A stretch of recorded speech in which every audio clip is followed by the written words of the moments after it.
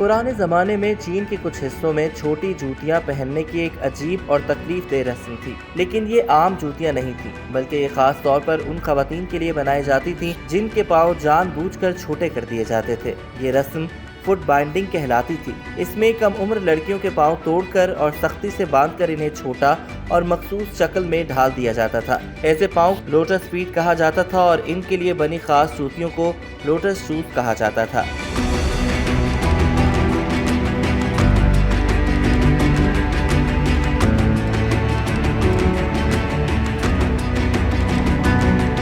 ये रस्म सबसे पहले 10वीं सदी में शाही दरबार की रकासाओं के दरमियान मकबूल हुई। फिर आहिस्ता आहिस्ता अमीर घरानों में ये रस्म रिवाज पा गई। लोगों का मानना था कि छोटे पाँव खूबसूरती और वकार की अलामत है और ऐसी औरतों की शादी अच्छे घरों में हो सकती है।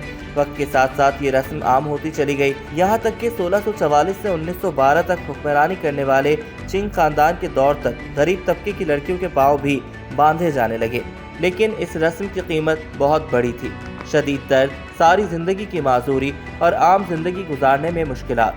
कुछ चीनी बादशाहों ने इस रस्म को ख़त्म करने की कोशिश भी की, लेकिन इन्हें ज़्यादा कामयाबी ना मिली, क्योंकि बहुत से लोग इसे खूबसूरती और इज्जत की अलामत समझते थे। 19वीं सदी के आखिर में जब मगरबी ममालिक के मिशनरी और चीनी इस्लाह पसंदों ने इस रस्म के खिलाफ आवाज़ बुलंद की, तब जाकर लोगों में इसके खिलाफ शऊर पैदा होना शुरू हुआ।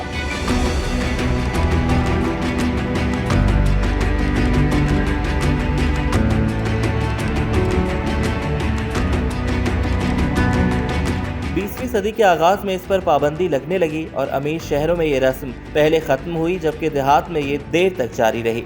आखिरकार वक्त के साथ फुट बाइंडिंग का खात्मा हो गया और 2007 तक सिर्फ चंद बुजुर्ग चीनी खवातीन ऐसी रह गई थीं जिनके पाँव इस रस्म की वजह से बदले हुए थे। यूं सदियों पुरानी ये तकलीफ दे रिवायत हमेशा के लिए तारीफ बन गई।